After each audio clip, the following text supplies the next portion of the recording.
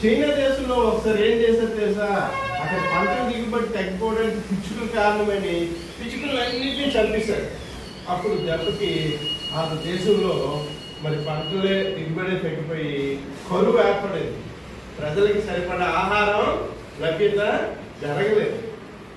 అంటే చూడండి, దీన్ని బట్టి పిచ్చుకలు ఎంత ప్రాముఖ్యత వహిస్తున్నాయి. అయితే ప్రస్తుతం పిచ్చుకల సంఖ్య 80% వరకు తగ్గిపోయింది. దీనికి కారణం సెల్ ఫోన్. సరే సార్, పిచ్చుకల శాతం తగ్గిపోయింది సెల్ ఫోన్ టవర్స్ వలన, అలాగే పొల్యూషన్ వలన పిచ్చుకలు శాతం తగ్గిపోయింది. అందుకు మనం ఈ పిచ్చుకల్ని కాపాడుకోవాలి, ప్రజల్లో చైతన్యం, మరి పిల్లల్లో చైతన్యం తీసుకురావాలనే ఉద్దేశంతోనే మార్చి 20న పిచ్చుకల దినోత్సవంగా మనం ఏపీ ఎన్జీసీ తరఫున మనం జరుపుకుంటున్నాం. అర్థమైందా? అయితే మరి మీ వంతుగా ఏం చేయాలి?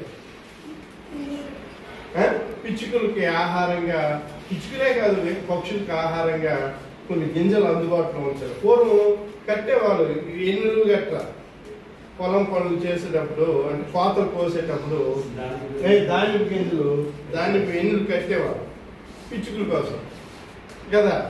అలాగే ఇప్పుడు కూడా మనం ఆ రకంగా ఇది ఏమైనా ధాన్యాలని వాటికి అందించేటట్టు ఉండాలి. అలాగే ఇప్పుడు వస్తున్నది వేసవి కాలం, చిన్న చిన్న కప్పుల్లో వేసి బయట గోడ మీద కానీ డాబా మీద కానీ ఉంటే నీటి కొరత, అవి ఆ నీరుని లభించదు ఎక్కడ.